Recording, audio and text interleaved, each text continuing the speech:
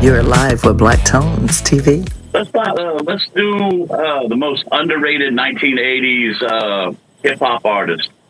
Ooh. Most underrated Who 80s? would yours be? That's a good I'll question. start out with mine if anybody don't have anything Yeah, yet. you're gonna have to start because that's a long time. Let me see. I got Roxanne Shanté. He was such a she was horrible. I'm sorry. Look, Rob looks extremely upset about that. I'm hurt. I'm sensitive about this. Man, Beastie Boys and Curtis Blow. I would choose UTFO over Roxanne. Curtis Blow was a bad man. Curtis Blow used to. Oh yeah, Curtis Blow definitely. Yeah, bad sure. bomb. Yeah, that was that dude right there. Right. I don't know, man. I'm more of a. Well, if you're talking 80s, well, I was gonna say Public Enemy, but they weren't underrated. Who, Public Enemy? Yeah, they weren't underrated. Nah. Everybody liked them. So yeah, man, and it's hard, man, to be able to. Music is one of those things, and hip hop is one of those things that's like, who was it underrated to, like, or whatever, you know what I mean? Like, because for me, like, I wouldn't consider and Chuck, you know, Devin the Dude is like one of my favorites. I don't know that I consider Devin an underrated artist, but I don't know that the rest of the world had the opportunity to listen to him like we did in Texas.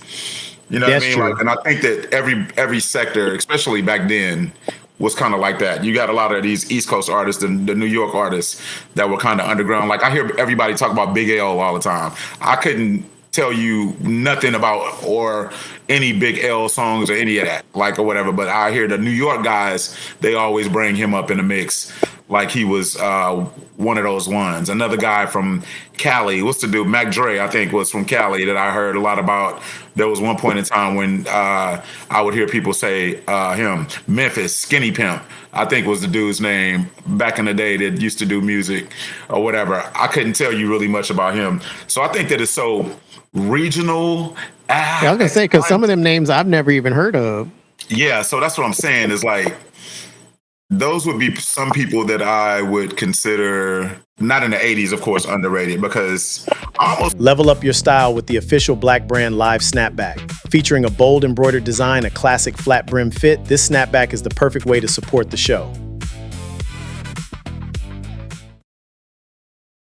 Because I almost feel like the 80s was probably. That probably was one of the best times. Well, that's what I was going to say. Because if you were a rap artist in the 80s, it was hard for you not to make it. Right. Yeah, you know, the originator, Larry Coker, you know, he wasn't out there, but I mean, everybody knew about who he was. And I've never heard of him. I've never heard of him. Larry Coker, 1978, 79 area. Oh, shit. I was born in 80, so that alleviates me. But I grew up with, I have a great history of music because I was the youngest in the family. So all my sisters and everybody is older. And so everybody can do some hip hop. But even with my oldest sister, man, she probably, I think she was more LL and once NWA hit, it was a wrap. My sister was in love with that. And I was too. Okay. So I pulled up an 80s hip hop artist list, and like all the names on here I know, and they all had hit songs, at least one. So I can't think of one that's underrated. I think they all have something good. Well, I don't know about this, Antoine. So you got Third Base. Third Base was big. Third Base, but they had three hits off the first album, didn't they? Third Base. Yeah. Third Base was pretty big. Yeah. Man, I got their action figures on my wall at work.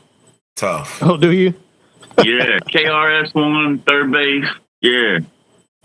Well, now Third Base was probably one of the first like white hip hop artists.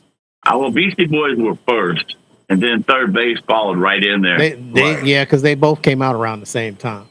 Yeah. So underrated wise, I don't know. They all made it big. Yeah, it's kind of that's a tough era. Discussion. Other than the fact that you ain't giving Roxanne Shanté no love. Man. She's not even on this list, man. Man. Well, there you go. Hey, there you go. Then. Hey, Chuck. You might be on. I mean, how many songs can you say that she did Let's see, other than Roxanne Shanté? I mean, she had what, 3 or 4, right?